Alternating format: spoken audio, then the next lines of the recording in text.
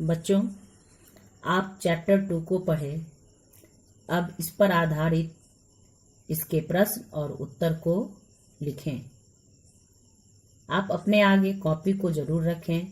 बार बार आपसे कहा जा रहा है कि आप अपने आगे कॉपी रखें। कॉपी रखकर लिखने से आप पढ़ाए हुए चीज़ों को याद रख पाइएगा, अन्यथा आप समझकर भी भूल जाइएगा और आपको अभ्यास करने में परेशानी होगी। कॉपी रहने पर आप अभ्यास कर पाइएगा, इसलिए आप कॉपी को जरूर रखें और जो भी बताया जा रहा है उस पर लिखें। आपको प्रश्न और उत्तर लिखकर याद करने के लिए बोला जा रहा है। पहला प्रश्न है, वर्ण किसे कहते हैं और ये कितने प्रकार के होते हैं? वर्ण किसे कहते हैं और ये कितने प्रकार के होते हैं?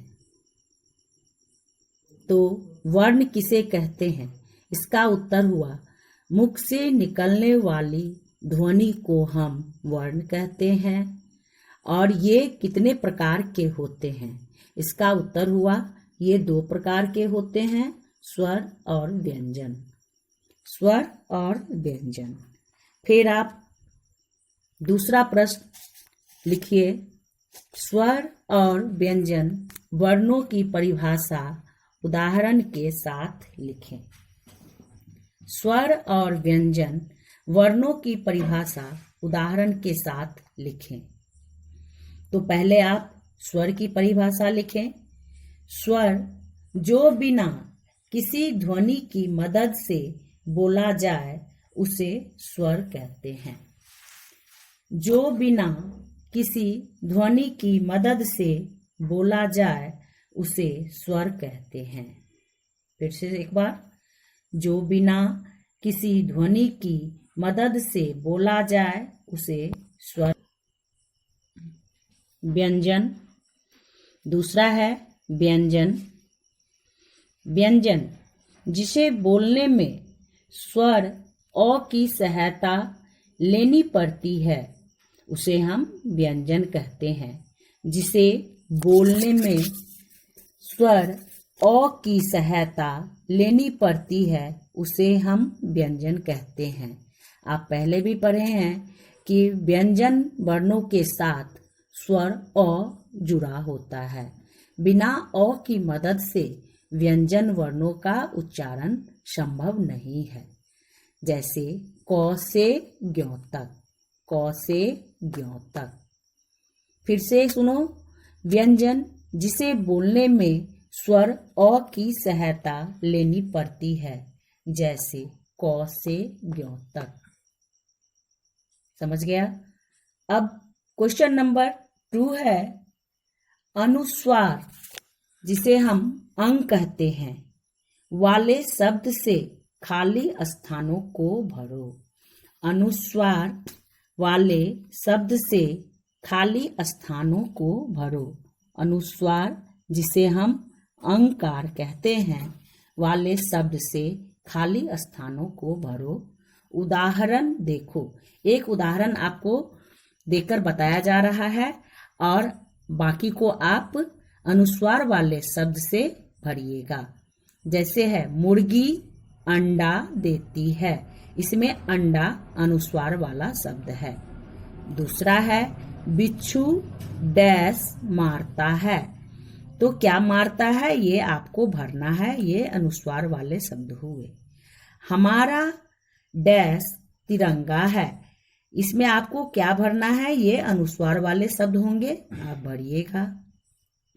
मेरे कमरे में डैश चल रहा है, ये अनुस्वार वाले शब्द हुए, आप भरिएगा। अपने दिमाग में सोचिएगा कि कमरा में क्या चलता है और क्या कौन से शब्द अनुस्वार वाले होंगे। शीला डैश से बाल बना रही है, इसमें भी अनुस्वार वाले शब्द भरे जाएंगे। फिर है, सिपाही चोर को डैश से मार रहा है, इसमें भी अनुस्वार वाले शब्द ही भरे जाएंगे।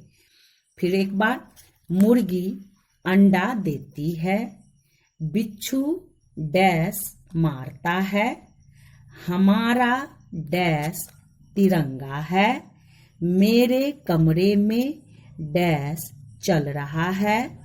शीला डैश से बाल बना रही है। सिपाही चोर को डैश से मार रहा है। बस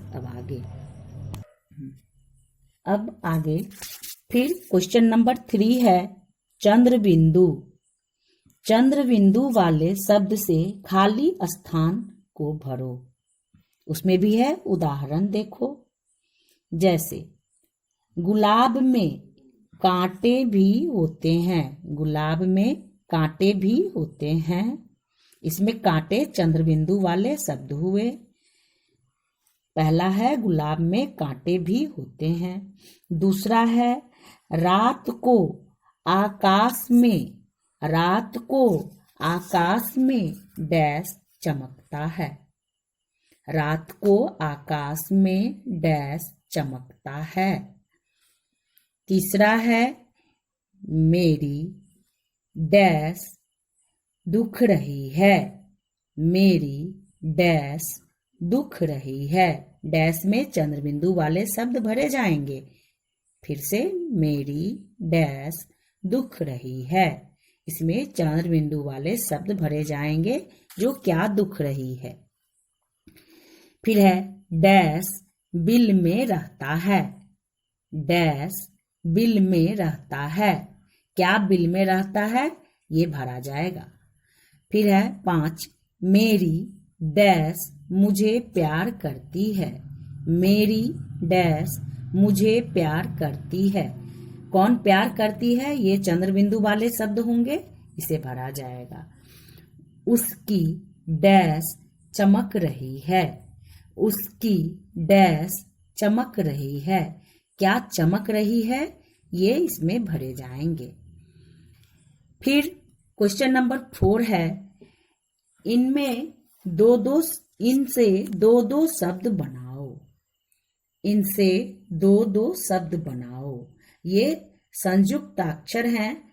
इनसे दो दो शब्द बनाना है। उदाहरण दिया गया है, जैसे चौचौ संयुक्त, एक शब्द बच्चा बना है और आगे 2 शब्द बनाना है। तो संयुक्त, एक शब्द पत्ता बना है और 2 शब्द आगे बनाना है। क संयुक्त, एक शब्द चक्का बना है, 2 शब्द आगे बनाना है।